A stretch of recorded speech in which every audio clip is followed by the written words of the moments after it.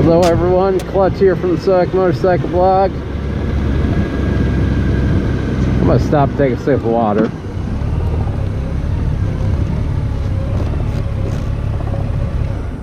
Once again, Clutch here from the SoDak Motorcycle Blog.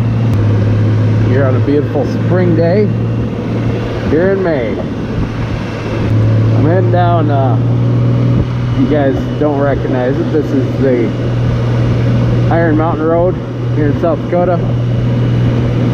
Probably the closest thing we got to something like Tail of the Dragon. So today, here's something to talk about. Let's talk about clubs. Of course, there's tons of different clubs. I mean, there's obviously your stereotypical ones. There's your so-called one percenters. I'm not explaining all that called one percenters. Do some internet research on that. Then you got veteran clubs. You got army club, or you got military clubs. You got clubs by manufacturers, and I mean, there's tons of different little clubs out there. You got religious clubs, and then of course, you know, you got lone wolves as well, which there's more and more lone wolves out there nowadays.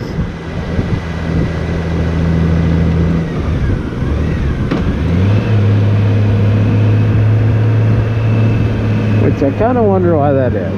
Kind of, but whatever. Anyways,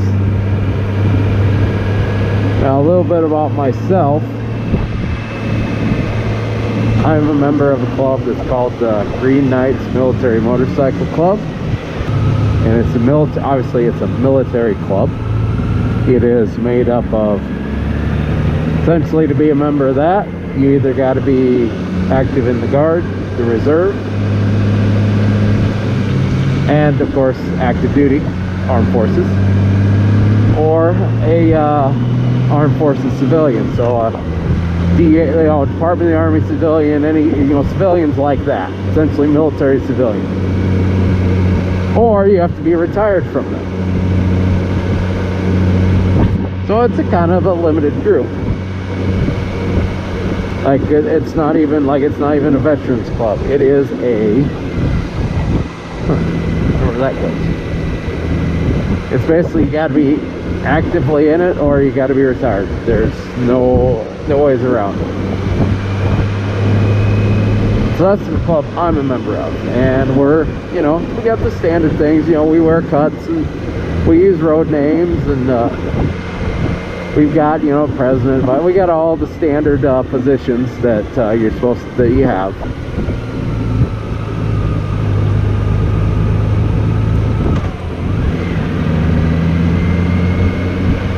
So do I think you should be in a club? I do. I think being in a club's kind of fun. You get to be with some like-minded people. You get to ride with some good people all the time. It's kind of fun. Now, this last year it hasn't been much because most of our club is made up of the local Air Force base, which they were pretty much on can't go anywhere lockdown for, well, they're just coming out of it this weekend. So, and they've been in it since, I want to say, about March, end of March last year. So they've been on lockdown for quite a while. So we've had a few Zoom meetings. It hasn't been quite as fun. I mean, we did some rides depending on the days and stuff, but for the most part we were, you know, couldn't do much. But yeah, I think they're great because some of the advantages of it, well, like I said, you got people to ride with, and you got some like-minded individuals, and kind of, I guess, you got kind of a, I guess, you could even say kind of a brotherhood, sisterhood, you know, kind of deal. And that's one of the big draws of, like, the one percenters, you know, Harlow, Hells Angels, Banditos. That's kind of that brotherhood. That's kind of what they were born out of, was veterans coming back home and trying to find that brotherhood that they were missing downrange at home, and that's kind of how they came about. I think they're great, honestly. No, I mean, there are some disadvantages. Like, you know, like one thing is, if you're going to be a member of a club, generally you got to maintain some kind of, something. Generally you have to maintain it. You know, for the most, I think ours is, I think you got to go to at least one meeting every quarter and so many rides a year. And they're just simple requirements. That's honestly what turns a lot of people off from clubs is, you know, they got that whole nobody's going to tell me what to do kind of deal. But here's the deal. If you're going to be a member or something like that, there are some things you have to do. That's just the way it is. I mean, you can't just say you're a member of a club and then not do anything with it. I mean, that's just being a... Now, this is the second club or third club I've actually been part of. So the first club I was part of was our local area, and I mean, it wasn't too bad. It was a pretty low-key club. I mean, or it wasn't. We didn't even call it a club. It was a riding group because there was a stigma. You call yourselves a club, people think MC, all that, whatever. I always wondered how the hell we could be mistaken for it, but whatever. That was the reality. And that group really suffered with that, people not wanting to do anything. Like, we had one member of our group, he was a member like the whole 6 years when I was a member of them, and I think I saw him 3 times. 3 times. And there was grounds to basically boot people out if they weren't doing their fair share or making them associate members, but honestly it was never enforced because we didn't have a lot of members to begin with.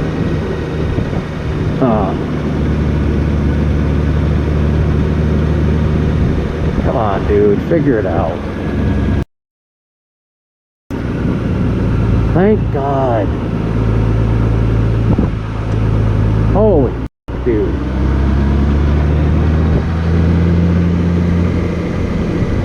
So, where the hell was I? I mean, it wasn't too bad of a group, but it did kind of not end well. One person's president kind of got a god complex and basically took it upon himself to disband the club. And I still to this day don't know what actually happened there, because according to him, he was disbanding the club, and the national president basically was making us disband because he was leaving. And well, a few of us decide why can't he just leave and we can stay here and still be a club, like a group, you know, what's going on. So we do some checking. Turns out no, that wasn't the case at all. That was just him just making crap up. So we kind of bring things back together, and of course yours truly gets to be president of this thing, which, I mean, it wasn't too bad, but the problem was, man, it wasn't fun. Like, you had to deal with just stupidity all the time of just, because here's how things would go. You'd bring up something to discuss, like, I don't know, the ride calendar. And usually I'd start it, what was it, February meetings is when we started talking about the ride calendar, because January was when the new term started. So February was a great time to start talking about ride calendar. January, February, no, nothing, February, no, just crickets, March, crickets. And well, finally I put a ride calendar out. And I mean, I got all kinds of, I put all kinds of stuff on there. I feel like I did a lot of work on that calendar. And everybody was good, and they adopted it, and they were loving it. But then, like, you could never get anybody to show up for any of the rides. You could barely get them, staff them to show up for the meetings. It was ridiculous. Well, it's funny, so a little later on, another group forms of someone who had left the group and threw a fit because we tried to keep it going. Formed his own little group, and they started having meetings and whatever. I'll never forget this. One of our members, one day, he was on one of our rides, and he was complaining because, you know, oh, we never do anything. We never go on any rides. Why don't we ever do anything? And it's like, I don't know. Have you thought to look at the ride calendar? Like, I've got easily 6 rides every month during the riding season. Like, don't tell me that you don't ride enough crap. But there's little stuff like that that just got dumb.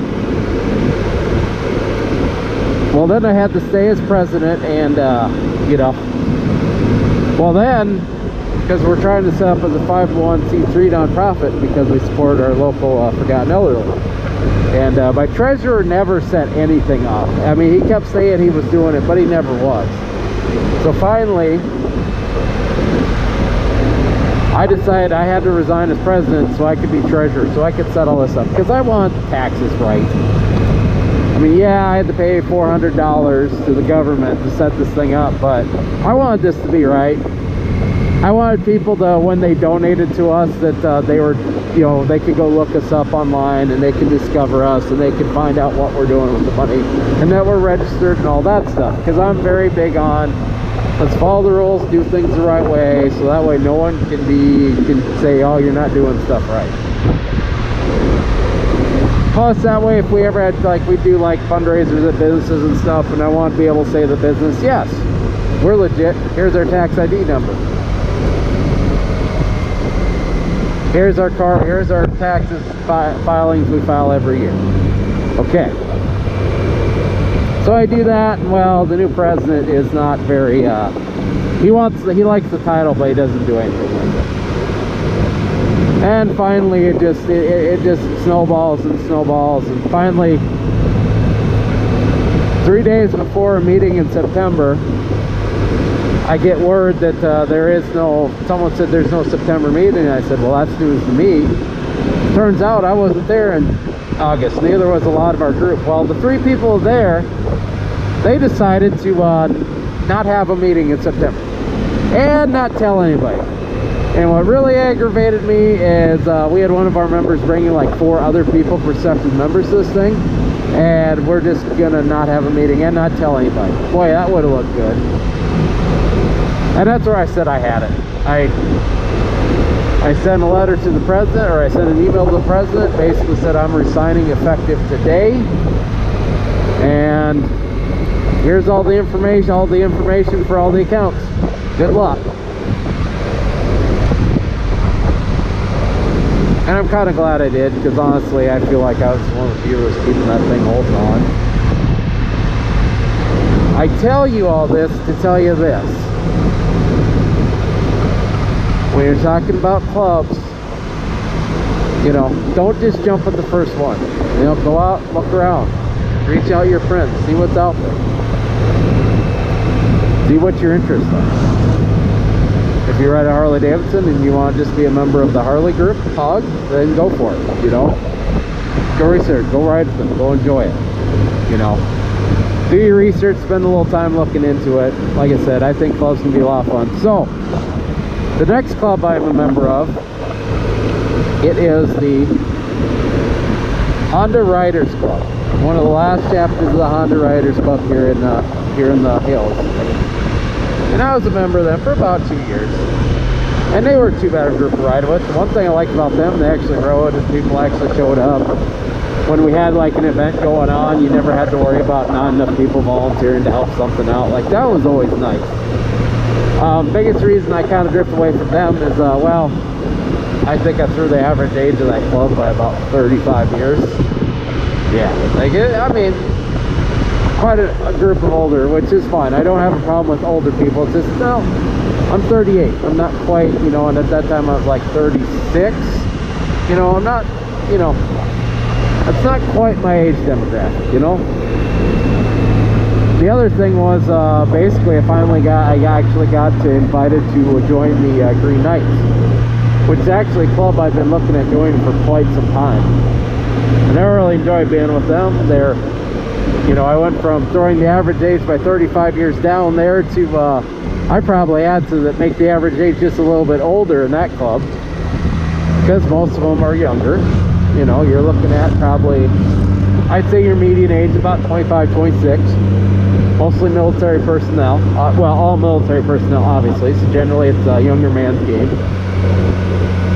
But I kind of like that because I'm more, I don't know, I feel like that's more of my peer group, you know. A lot of them are close to my age. They're in the military. It's a lot of people that share kind of my interests. I mean, the biggest difference with most of them is, as most of them aren't from here. I'm one of the few that is from here, so I'm kind of that local connection, I guess. But still, it's kind of nice to be in a group with people that are kind of your own, and that's the big thing. Find people you're compatible with. If you can't stand being around old people, well, maybe don't join, you know, the retreads.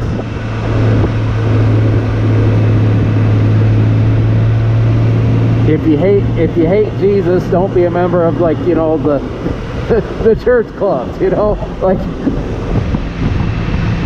find your niche, find your club you like, and check them out. Like I said, I think clubs are great. Like I said, few of the advantages of clubs as well, you know, you can got people you can ride with, like-minded people. You don't always have to go outside the door and think, well, gee, where am I going to ride today? Now, some of you may laugh at that, but here's the thing. Around here, I struggle sometimes with places to go anymore because I've experienced so much of where I live now. I've been riding here for almost 17, well, let's see, 05. This will be 16 seasons. This will be my 16th year of riding in the hills. And so, yeah, I feel like I've seen everything I can see in the Black Hills. I really do. So it's kind of nice to have someone say, hey, let's go here. Okay, sounds good. You know, that's cool.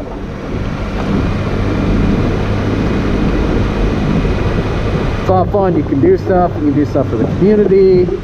One of the big things us and the Green Knights do is we put on the Dakota Thunder a Dakota Thunder run every year during the rally, which is pretty cool. I mean, if everything works out right, you can ride down the runway. You kind of get the VIP treatment in Sturgis. It's a pretty cool little setup. I've always enjoyed it. That's actually kind of what got me really into looking at the Green Knights was the Dakota Thunder run. And there's a lot of those little things you get to do.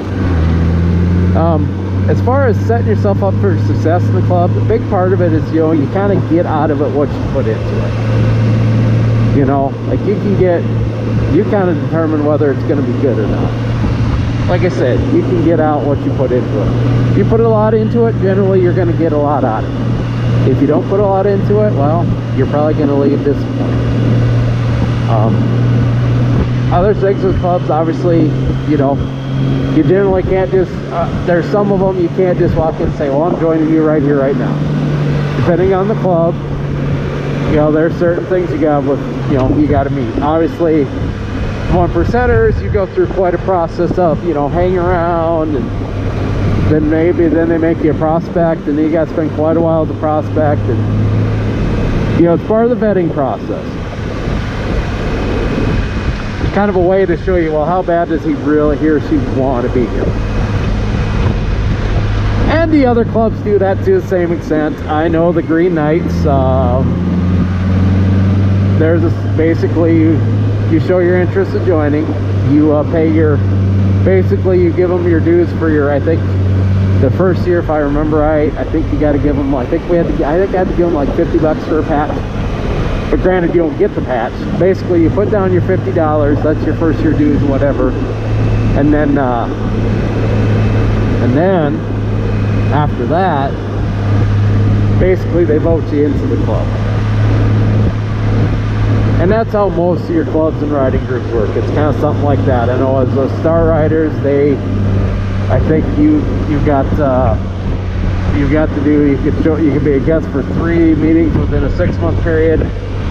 And then if the group wanted you, they'd vote you in, and then you had to pay your dues right there and then you're over. So there's certain things you're going to have to do. You're not just going to be gifted it. Really about the only ones where you just get the membership or, you know, your ownership group. So like well, Star Touring Riding, Star Club, that's for Yamahas. You do Yamaha,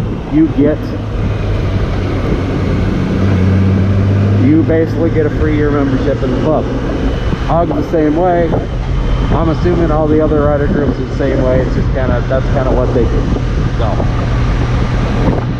So there's probably gonna be some kind of things you're gonna have to meet. Another thing, going in the door of the club, you're not gonna run the place right away. You're new. You're the new person there.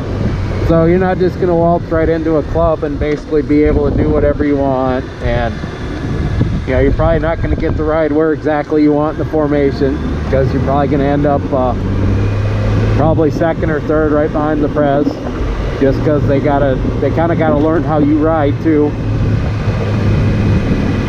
So you may get that, you know, there's some, you got to pay a few dues in the, you know, to make your way up through a club. Now when you're going into this club thing, obviously there is some club etiquette to follow, and mostly it's it's plain and simple, have respect for each other. That's really what it all boils down to. Have respect. I mean, yeah, we've heard the stories of, like, you know, patched up, you know, clubs, and they're in somebody's territory and they have to take the vest off and all that crap. I mean, I've never really ever experienced anything like that. In hills, it really isn't, I mean, there isn't really a lot of that goes on. Maybe it does, maybe I've never experienced it, but let me put it this way. When I was a member of the Star Riders, I'd wear my vest and my patch all the time, and no one ever said, hey, take that patch off, you know. And same thing with this Green Knights cut. I've never had anybody come up to me and tell me, oh, hey, you got to take that off. Now, granted, it could happen, you never know. I mean, I don't know, I kind of go with the approach of, well, if I'm in a place, 1%er club comes up, tells me to take off the vest, hey, I'll probably be like, okay, I'll probably go ahead and do it. And obviously there's a process, because you know, that happens and you report it up and let people know. That way there's no misunderstandings, because, you know, you don't want misunderstandings. Let's say you've decided you're going to join your own riding, you're going to create your own riding group, you know, you got to pass that and all that stuff.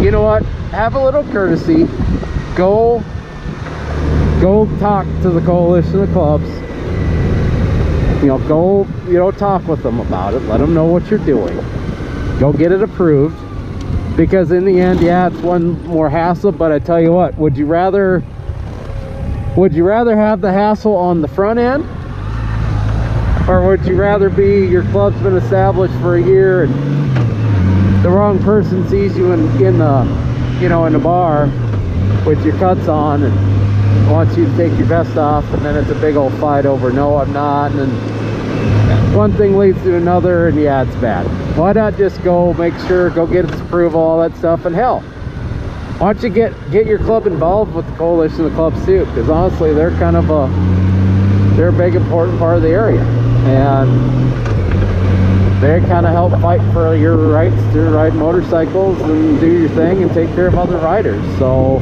why not go get that approval?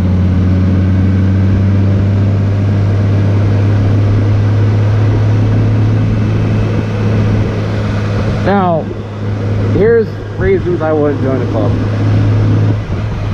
What? Oh, mailman.